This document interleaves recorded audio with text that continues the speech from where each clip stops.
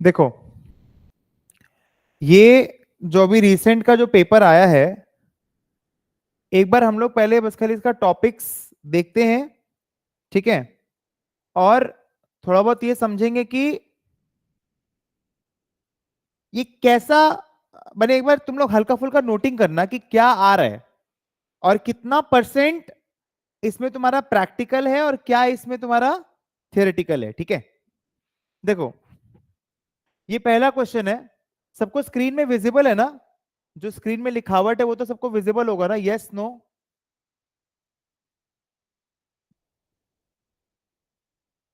मैंने जो पेपर है वो आप लोग रीड कर पा रहे वीडियो के थ्रू?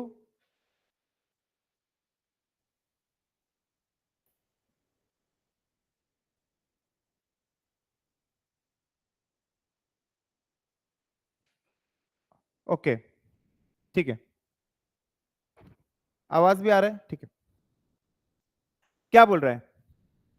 बोलता है 95% value at risk, 95% value at risk in terms of mu and sigma square. X is less than T हम लोग बोलते हैं ना, x is less than T. अब देखो, insurer holds an asset with an annual return R where R has the probability density function. तो var is what? Minus T. और formula क्या है? V R is minus T. फिर T कैसे निकलता है?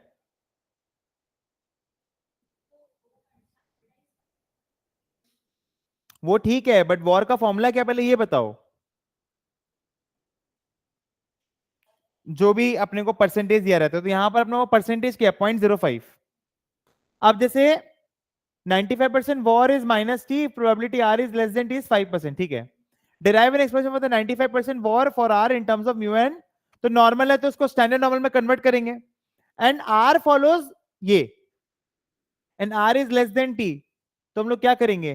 T minus mu by sigma, ठीक है। ये बेसिक हो गया। The insurer defines for any percentage level tail VaR as this. देखो, ऐसा एक सेम क्वेश्चन तुमको यहां पर मिलेगा, मैं दिखा देता हूं। पहला वाला बुकलेट में देखो, पहला ही क्वेश्चन है, अप्रैल 2012, question number 5,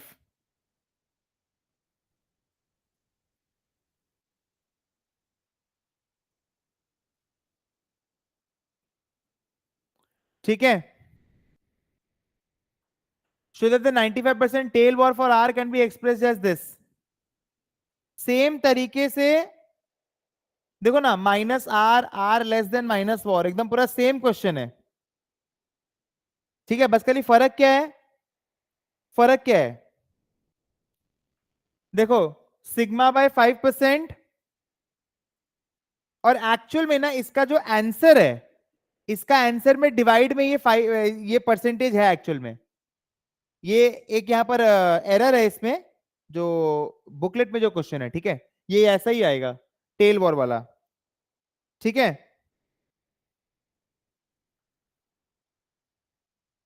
if f 0,1 R is the probability density function of this channel. हल्का से इसको कॉम्प्लेक्स किया है, बट ये है नहीं। मैंने एकदम प्लेन वनीला क्वेश्चन है ये। आप लोग घबराओगे कब? जब आप लोग ये सब देखते हो। बट ऐसा ही लोग तभी देगा जब पहले कभी कहीं होगा वो चीज, या तो तुमको इंस्टीट्यूट में मैट में होगा या फिर रिविजन नोट्स में होगा। सेम क्वेश्चन ही है, पूरा पूरा डिट्टो सेम है ये। तो एक क्वेश्चन, जैसे मैंने बोला, वॉल टेलवर का कोई भी अगर क्वेश्चन दिखे ना, उसको अच्छे से पूरा करके जाना। मतलब एक क्वेश्चन एक्सपेक्टेड है, मतलब वॉर टेलवर से।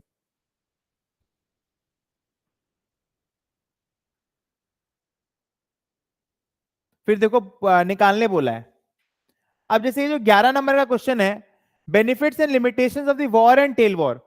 वॉर खाली एक हम लोग को बताता है कि इस लेवल को एक्सीड करेगा इतना प्रोबेबिलिटी के संग, कोई एब्सोल्यूट अमाउंट नहीं है।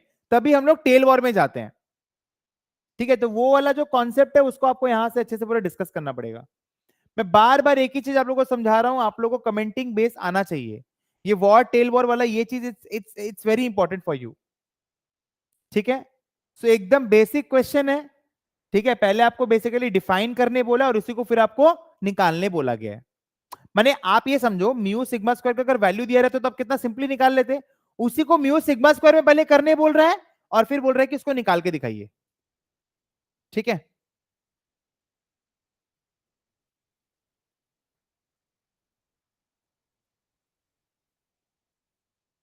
देखो इसके बाद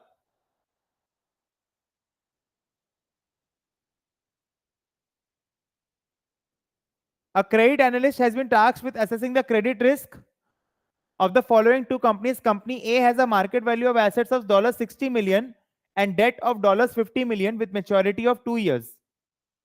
Company B has a market value of assets of itna and a debt of itna, maturity of itna. The the continuously compounded risk-free rate of return is 3%. Both companies have asset volatility. ये आपका जो question है, ये वाला जो question है, ये आपका वैल्यू ऑफ फर्म, फर्म का जो वैल्यू है वो क्या होगा, इक्विटी का वैल्यू प्लस डेट का वैल्यू. ठीक है, तो ये मर्टन मॉडल का आपका क्वेश्चन बनता है. ठीक है, estimate the risk neutral probability of default of each company before its debt matures using the Merton model. ठीक है, जैसा कि मैंने आपको बताया मर्टन मॉडल का क्वेश्चन बनता है ये. ठीक है, ये वाला क्वेश्चन जहां पर भी आप जो टर्म स्ट्रक्चर और जो क्रेडिट रिस्क वाला जो है, वहां कहीं भी आपको अगर पीडी वर्ड दिखेगा, प्रोबेबिलिटी ऑफ डिफॉल्ट, वो सारा क्वेश्चन आप बनाएंगे. Probability of default is a very easy also and वो आपको करना भी अच्छे से. ठीक है,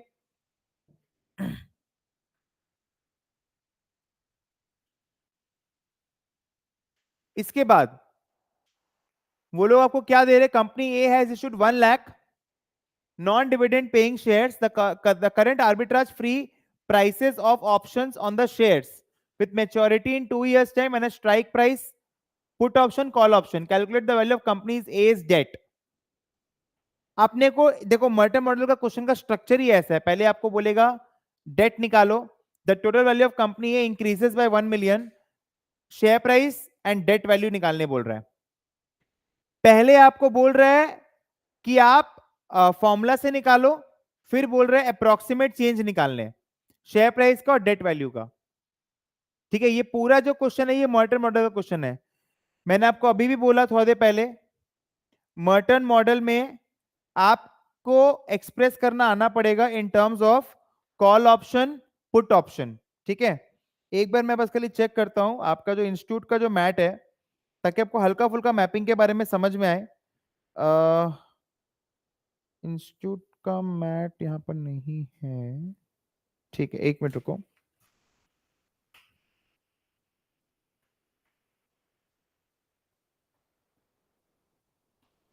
पूरा जो तुम बुकलेट देखेगा ना, उसमें ऐसा ही टाइप का क्वेश्चन है.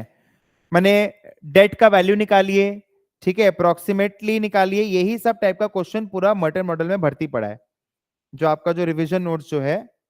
ठीक है,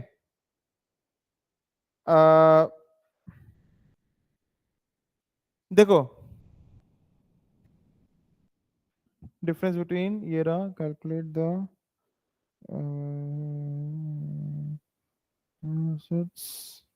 देखो ये रहा, सितंबर 2018 का क्वेश्चन नंबर 7 है. सितंबर 2018 का क्वेश्चन नंबर 7 है. ठीक है, फिर उसके बाद में मैंने सारा ही कि डेट का वैल्यू निकालो फिर अप्रोक्सीमेट चेंज निकालो.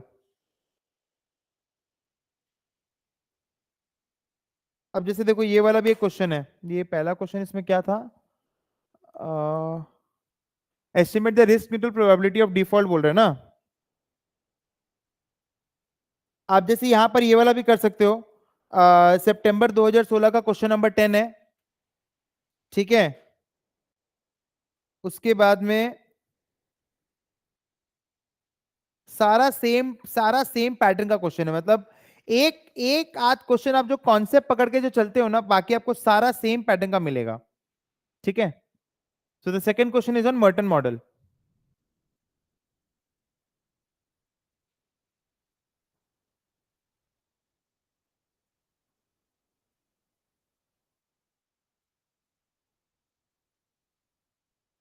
ठीक है, फिर क्या बोलता है, कंसिडर पोर्टफोलियो, ये देखो 5 नंबर का क्वेश्चन है.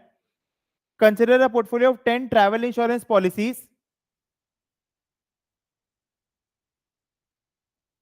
that will pay out in the event of a holiday being cancelled or finishing early due to the circumstances outside of the policyholder's control. Each policy has been taken out by different family, but they are all planning holidays to the same location at the same time. Explain what difficulties an insurer might face when writing policies to cover the risk. Concentration risk इसमें आता है. ये एक general आपका understanding के ऊपर में question दिया है. ठीक है. Basically you can think of this as little bit of ruin theory type का क्वेश्चन, क्योंकि ऐसा हो सकता है कि सारे लोग अगर क्लेम करते, मतलब कोई भी कैटास्ट्रॉफिक इवेंट होता है तो सारे लोग अगर क्लेम करेंगे तो दिक्कत होगा. कंपनी को यहाँ पर क्या करना चाहिए, कंपनी को डाइवर्सिफाई करना चाहिए कि भाई अगर आप इस लोकेशन पे जा रहे हो तो इस लोकेशन के लिए मैं 10 लोग से ज्यादा नहीं लूंगा. ठीक है. सो अक्रॉस लोकेशंस, ताकि कैटास्ट्रॉफिक इवेंट अगर होगा तो कोई एक जगह पे होगा. ठीक है ना. या तो यूएस में टोर्नाडो आएगा, या फिर जापान का माउंट फुजियामा भड़केगा, या फिर हो सकता है लॉस एंजलिस में फॉरेस्ट फायर होगा, या फिर कलकत्ता में ब्रिज गिरेगा. तो सब लोकेशन पे अगर भेजेगा तब फिर डाइवर्सिफिकेशन होगा, और आपको अक्रॉस सेक्टर्स भी डाइवर्सिफाई, ये एक टाइप का रिस्क को इंश्योर कर रहा है.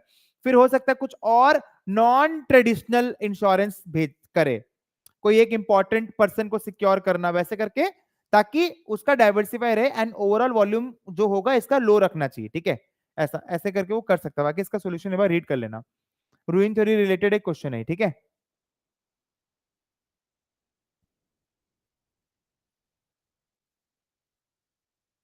फिर देखो, a non-dividend paying stock has a current price इतना in any 1 month period increase or decrease, the risk free इतना, risk neutral probability, 2 month European call option इतना, value of the option binomial tree, construct a replicating portfolio, demonstrate the value of the replicating portfolio at time 0 is the same as the. अब मेरे बात को समझना, तुम हर चीज में mastery नहीं कर सकते है. दो एक बच्चा अगर बहुत अच्छे तरीके से पूरा चीज को पढ़े तो definitely he can get 100 on 100, but तुम हर चीज का मास्टर नहीं बन सकता. मैं तुमको वही चीज समझा रहा हूं कि ऐसा ऐसा चीज को पकड़ो जो तुमसे अच्छा कोई ना कर पाए. तुम 10 चीज करके जाएगा ना, उसमें 8 चीज तुम्हारा फंसेगा ही फंसेगा, क्योंकि बहुत कॉमन है. मतलब आज मर्टन मॉडल है, तुम क्या कर रहे हैं, तुम पहले सब चीज बना रहे हो, तुम टॉपिक वाइज जाओ. मर्टन मॉडल एक दिन लेके बैठा, उसका सारा मैट रीड कर लिया, वीडियो देख लिया, और सारा बुकलेट का मर्टन मॉडल का क्वेश्चन बना दिया, तब वो टॉपिक तुम्हारा पूरा तगड़ा हो गया. ऐसे करके तुमको क्वेश्चन बनाने से बनेगा. ठीक है ना. वैसे वैसे देखो इसमें कुछ है नहीं तुम्हारा. जो पहला वाला जो टॉपिक है टर्म स्ट्रक्चर है, उसमें खाली वैसिक है, सीआईआर मॉडल है और हल वाइट मॉडल है, 3 मॉडल है. बाकी तुम्हारा सीआईआर मॉडल और हल वाइट मॉडल में तो कुछ भी ऐसा नहीं है कि तुमको प्रूविंग टाइप का, खाली वैसिक में है. ठीक है. और तुम्हारा दूसरा वाला चैप्टर है, इसको 2 पार्ट में डिवाइड किया, मटर मॉडल और क्रेडिट रिस्क, माने जो लैम्डा वाला जो क्वेश्चन है. ठीक है. यही है. ये अगेन वेरी सिंपल, 10 मार्क्स. अब देखो ये वाला अगेन, यहां पर क्या आ गया हम लोग का, यूटिलिटी थ्योरी आ गया. ठीक है. ये अपने को क्वाड्रेटिक दे दिया है. ठीक है. एब्सोल्यूट एंड एआरए आरआरए निकालने बोल रहा है. वेल्थ इतना, यूटिलिटी इतना, the investor is offered a gamble that results in a profit of इतना with the probability of p and a loss of इतना विद द प्रोबेबिलिटी इतना. They will only accept the gamble if p is greater than this. माने they will only accept the gamble if this is greater than this. इसका मतलब क्या है आपको देखना पड़ेगा. They will only accept the gamble if p is greater than equal to इतना. आप इसी पे ले लो, आप इसी पे ले लो. हाँ. हाँ तो मतलब वो रिस्क एवर्स है इसका मतलब, क्योंकि उसका जीत का प्रोबेबिलिटी उसको ज्यादा चाहिए. ठीक है ना. और हम लोग ये भी पढ़ेंगे क्वाड्रेटिक है मतलब रिस्क एवर्स है, क्योंकि आपको एआरए आरआरए से समझ में आ जाएगा ना. Values for A B and C, ऐसा क्वेश्चन है आपके बुकलेट में सेम टाइप का. ठीक है. मैं वही चीज आपको समझाने की ट्राई कर रहा हूं कि ये लोग के पास में अब जो ये लोग क्वेश्चन बना रहे हैं ना, वो कहीं ना कहीं से दे रहे हैं. आप उसको पहले प्रैक्टिस करोगे ना तो एग्जाम में आपको बनाने में बहुत हेल्प होगा. Come on, let's face it. You have 90 days, and there are not more than 300 questions to practice. Not more than 300 questions to practice. For example, in each paper, if you get 10 questions, last 20 terms. So 20 into 10, 200 plus 25 chapters, 5 questions each. Let's say suppose exam style. How many questions? Not even 350. So per day you need to practice 9 for the 36. Even if there are 360 questions per day, if you're practicing 5 questions, then you will get time to revise also. भाई बहुत logic से बात कर रहा है. ठीक है. तो इतना भी ऐसा नहीं है. Determine the maximum wealth for which the function UW satisfies the principle of ये जो अपने को यू डब्ल्यू का जो रेंज निकालने बोलता है, ठीक है।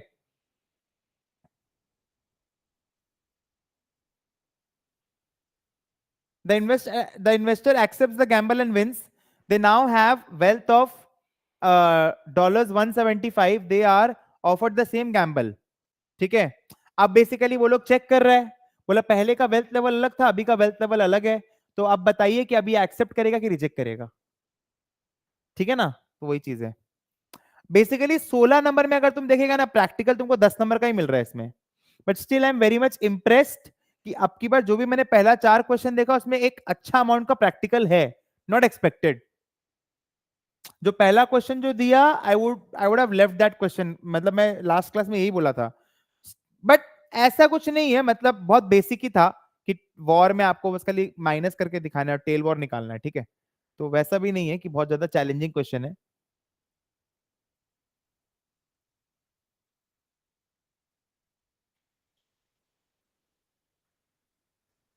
फोर्थ क्वेश्चन क्या था, आपने टॉपिक लिखा है? पहला क्वेश्चन वाज वॉर, एक बार लिखो, पहला question was war and tell war, second question was Merton model, third question was ruin theory था, and fourth is binomial, and fifth is utility theory. Okay, अब देखो यहां पर आ गया पोर्टफोलियो। ठीक है, कितना सिंपल क्वेश्चन है देखो। इन टर्म्स ऑफ ये the expected return on the minimum variance portfolio containing X A units and X B units. क्या है ये भाई? Calculate the variance of the return. ठीक है बेटा, सेम क्वेश्चन होने का बात ऐसा ना कि ये तो भाई नहीं भी हो तो भी तो बहुत सिंपल है।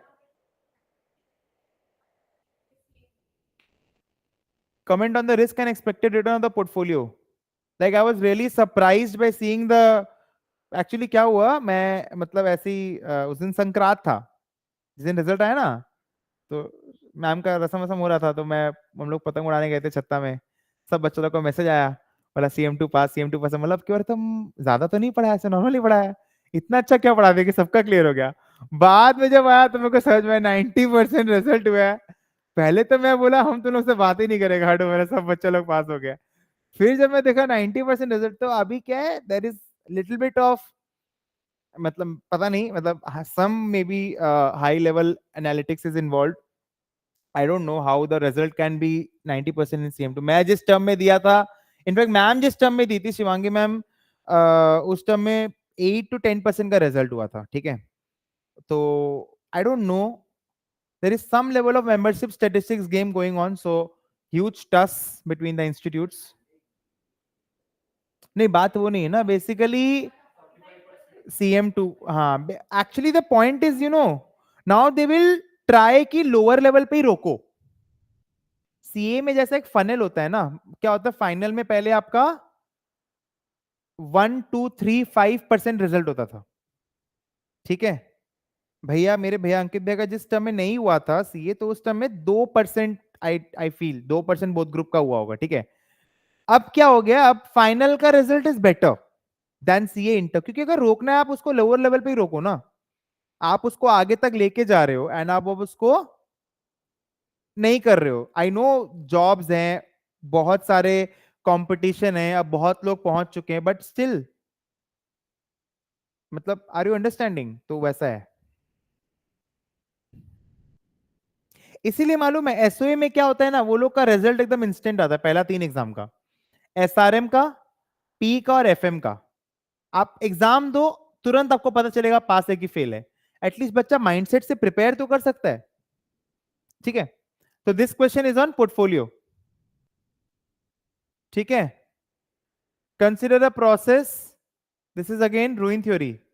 हमने आपको दो चीज कराया होगा, हमने आपको कराया होगा वेटिंग टाइम डिस्ट्रीब्यूशन, हमने आपको एक अलग से वीडियो होगा रूइन थ्योरी में, जिसमें शिवांगी मैम ने या फिर मैंने, मेरे को आइडिया नहीं है, पॉइजन प्रोसेस का वीडियो है वो, पॉइजन प्रोसेस का पूरा पॉस्टुलेट्स का पूरा वीडियो है।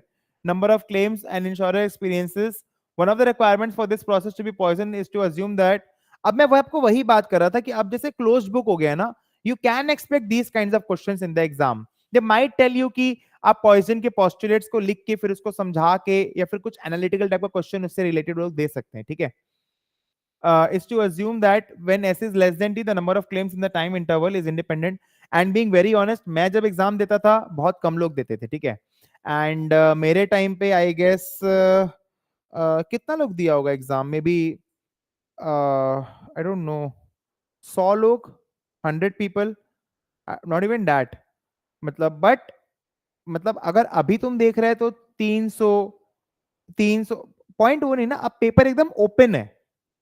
अब तुमको अपना दिमाग लगाना पड़ेगा। अभी तुम लोग जिस लेवल पे एग्जाम दे रहे हैं, हो सकता है 2 साल बाद जो पेपर आए वो मतलब तुम मैच नहीं कर पाएगा भाई उस लेवल को, मतलब ऐसा भी हो सकता है, क्योंकि कंपटीशन बढ़ रहा है ना। बिकॉज आप एक चीज सोचो, अभी 13 पेपर तक का ट्रेनिंग होता है, तो CM2 एक ऐसा पेपर है जो आपको हल्का दिक्कत दे सकता है, तो इसलिए जितना अच्छा से पढ़े बेटर है।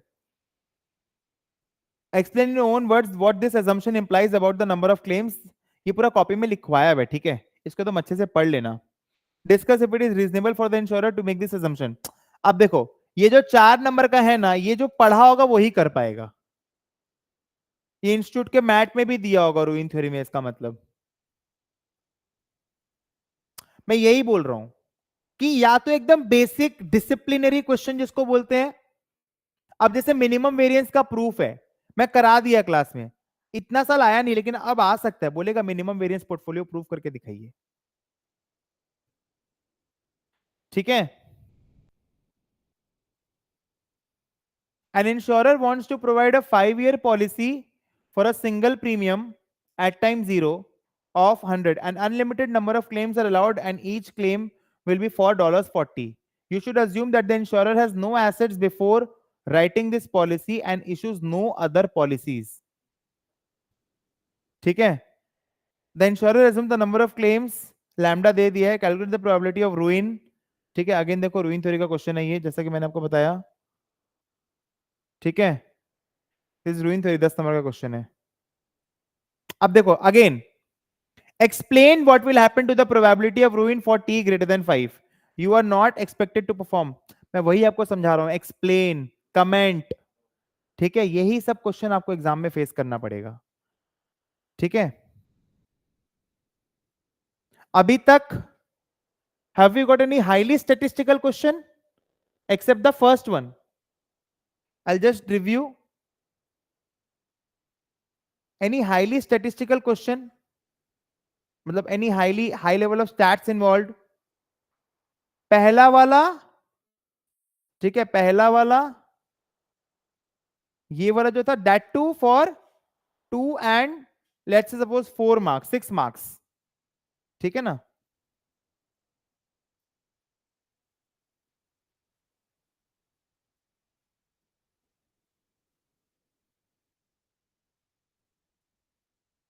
यू नो व्हाट, एक दो टॉपिक जिसमें वो लोग आपको फंसा सकते हैं एग्जाम में, that is your credit risk, Merton model and term structure. The reason being, उन लोग को मालूम है कि बच्चा ये एकदम लास्ट में करता है।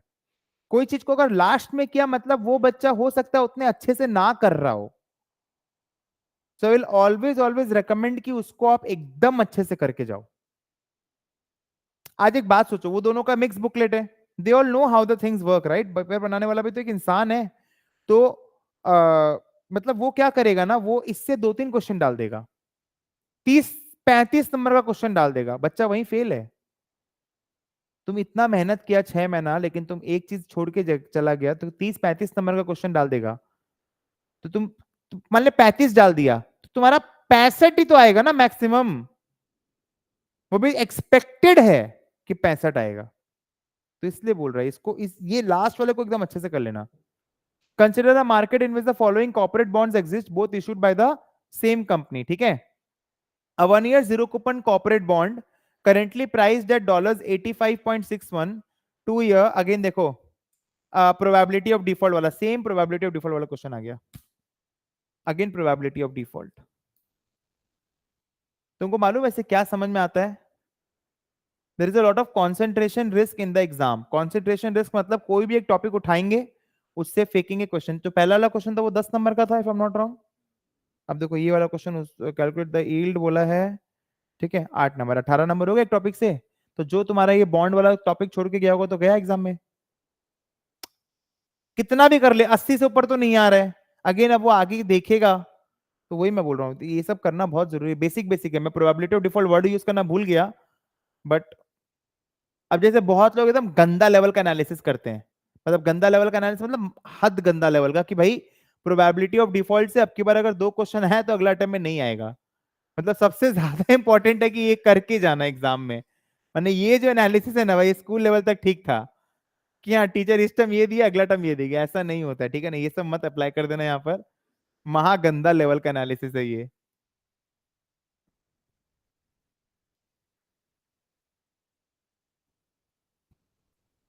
ठीक है,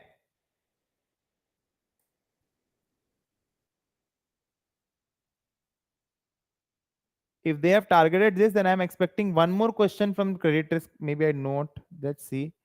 एक तो रन ऑफ का आया होगा मे बी, नहीं अगेन यूटिलिटी आ गया, देखो कॉन्सेंट्रेशन रिस्क है पेपर में।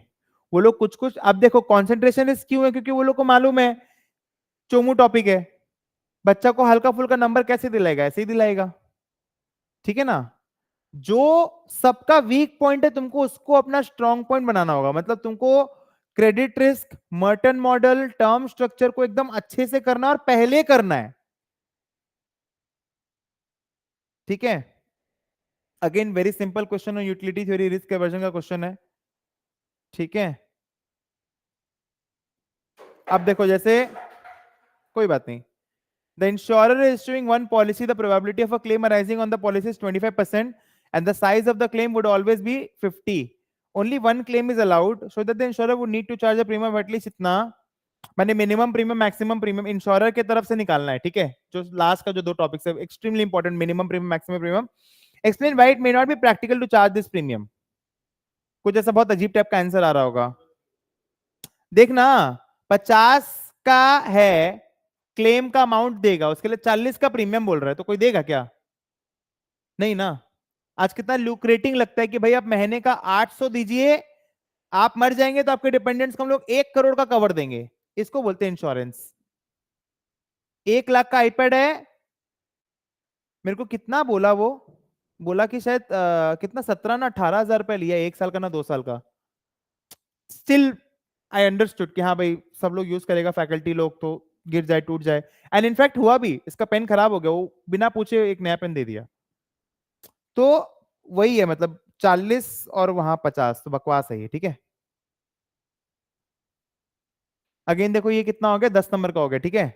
So if cumulative you see, एक चीज और देख लेना, जो पहला जो 3 टॉपिक है, यूटिलिटी, ईएमएच एंड वो इन्वेस्टमेंट रिस्क, तो इसमें आ गया, यूटिलिटी से 2 क्वेश्चन आ गए, ठीक है।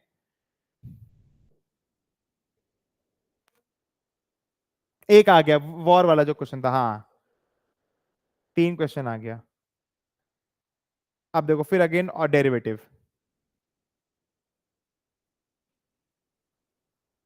ब्लैक स्कोल्स, ठीक है। सेकंड कॉल ऑप्शन ये ब्लैक स्कोल्स पे आ गया। मैंने कुछ कुछ चीज के बिना मेरे को जो लगता है पेपर बिल्कुल अधूरा है। हाँ, एंड ऑफ पेपर। देखो मेरा बात समझो, देखो मैं तुमको एक बात समझा देता हूं, ठीक है। मैं वापस से बोल रहा हूं, कोई भी टाइप का इसमें गेम मत करना, ठीक है। लेकिन हाँ एक चीज जिसके लिए मैं वाउच कर सकता हूं, जो मेरे को लगता है अगर कभी इंस्टीट्यूट ऐसा देता है तो बहुत अनप्रैक्टिकल होगा वो चीज, जो है एकदम हेविली स्टैट्स बेस्ड क्वेश्चन, ठीक है ना। हेविली स्टैट्स बेस्ड क्वेश्चन मेरे को लगता है कि इंस्टीट्यूट नहीं पूछेगा, क्योंकि CM2 पेपर का नाम है फाइनेंस, अब तो वो लोग नाम दे दिया इकोनॉमिक मॉडलिंग, ठीक है ना। सो इकोनॉमिक मॉडलिंग में little bit of stats will be involve, but not high level statistics. So I don't see any room for them to ask high level statistics proving type of question. For example बता रहा हूं, मेरा जो है, मैंने जो आपको जितना भी गाइड किया, ठीक है, अगर आप उसके हिसाब से भी जाओ, तो ऐसा नहीं कि भाई इसमें आपको अगर मेरा देखोगे तो 90 मार्क्स का मैंने जो बोला मोटा मोटी एक थ्योरी क्वेश्चन दिया है, मैं आपको बार बार बोल रहा हूँ, सारा कमेंट्स वगैरह को रीड करोगे तो आप ओवरऑल में पास हो जाओगे, ठीक है ना। तो बहुत ज्यादा हाई लेवल स्टैटिस्टिक्स क्वेश्चन और इसमें इनफैक्ट मैं बता रहा हूं, इसमें बहुत ज्यादा प्रैक्टिकल दिया है लोग, मतलब अप्रोक्सीमेटली 50 to 55 मार्क्स का इसमें प्रैक्टिकल था। I am expecting less, 35 to 40, ठीक है। सो एक बार अगर तुम पेपर देखते हैं ना तो तुमको समझ में आता है। तुम्हारा क्या है कि तुम लोग करता है बट तुम लोग ढंग से नहीं करता है। तुम लोग करेगा, क्वेश्चन देख लेगा, वैसे नहीं होगा। पूरा एंड तक बनाओ तब तुमको समझ में आएगा कि कितना तुमसे बन रहा है, कितना तुमसे नहीं बन रहा है, कौन सा टॉपिक क्वेश्चन बन रहा है। तुम बार बार अगर यूटिलिटी करते जाएगा तो आगे का टॉपिक कौन करेगा? ठीक है ना, करके उसको क्वेश्चन को बना के पूरा एंड तक पूरा सॉल्व करो, उसको लेके बैठना होगा तुमको। जहां दिक्कत हो रहा है तुम क्लास अटेंड करो, तुम लोग क्लास ही नहीं अटेंड कर रहे। ठीक है ना। नेक्स्ट तुम लोग आओ, अभी एक काम करते हैं हम लोग, तुम लोग मैं एक काम करता हूं, ये तो एक पेपर का एनालिसिस हुआ। नेक्स्ट तुम लोग आओ, मैं तुम लोग को ना एक काम करता हूं, डाउट्स लेता हूं। ठीक है, तुम लोग को जो भी टॉपिक में अगर कोई भी डाउट है ना तो वो डाउट्स लेता हूं मैं।